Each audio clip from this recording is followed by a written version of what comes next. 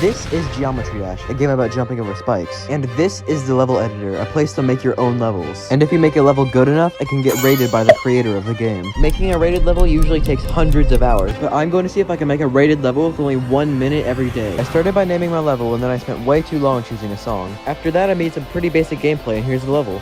I forgot to save it. I started by changing the song to avoid copyright. After that, I made some pretty basic cube gameplay. I then changed it to triple speed and altered the gameplay accordingly. And after adding a couple more clicks, I started by adding quite a bit more cube gameplay. After that, I only had time to add a wave portal and a single spike. I started by making some wave gameplay. I then added a mini portal to make some mini wave gameplay. After I stopped accidentally no-clipping, I moved the spike stone because I realized the gameplay was awful. Started by fixing my wave gameplay because what is this? I then attempted to add some more mini wave gameplay before the timer interrupted me when it still looked like this. I started by extending and improving the mini wave gameplay that I started yesterday. After that, I made whatever this is, and that's all I did. All I did today was continue to structure the mini wave gameplay, and that's about it. But the wave gameplay is starting to look good now. I started by replacing the yellow orb with some blocks because a lot of comments said I should use less orbs. After that, I made the beginning of the wave easier because I felt too inconsistent and weird. After that, I overall improved the mini wave gameplay by finishing structuring and nerfing this one click that was really hard for some reason. Overall, the gameplay just doesn't work half the time, but when it does work, it's really fun, so I hope that it'll be good once I fix the weird stuff. I started by finally building a new section by placing a UFO portal. After that, I synced it with the music, added 3 clicks with gravity portals, and that's it. Started by adding more gameplay in my UFO section. I also added a click with a red orb. After that, I added a few more clicks, and that's about it. I started by adding more UFO gameplay. After that, I tried adding more orbs, starting with the blue orb, and then what is this? I need to remove whatever this is tomorrow. On second thought, this could actually be pretty fun if I alter it a little bit. I started by fixing the weird orb spam thing I made yesterday. I still need to remove a few of these orbs though. After that, I made more orb gameplay, except this time it's actually fun. The red orbs actually sync really well with the music. Overall, I think the UFO gameplay will be really good once I remove some orbs. Today, I altered the gameplay of this one part of the UFO again because I used too many orbs. I did this by removing the pink orb, adjusting the rest of the gameplay accordingly, and then replacing the green orb with a gravity portal. This made the part feel a lot more fun and flow a lot better too. Today, I made the final clicks in the UFO part. I did this by adding some red orbs and then a pink orb. I then added a symmetrical dual swing as requested by SPJ Possessor, but then the time ran out before I could actually add anything to it. Started by making the dual swing gameplay. I added saw blades which you can avoid by clicking to the music. Then I accidentally moved the saws down a little bit, making the level impossible right before the timer ran out. Overall, I think the level's turning out good other than it being almost impossible. I started by improving my dual swing gameplay. I did this by making the saws even to make it not impossible. I then added more saws in the middle to make it more of a challenge. I then realized that the 2 swings weren't aligned properly right before the timer ended, making it impossible again. I started by improving my dual swing gameplay. I placed blocks to make sure that the swings are aligned correctly. I then made the saws smaller because it was too hard before. But the swing is still too hard, and I didn't realize until after I was building that some saws were still misaligned, making it impossible for a third time.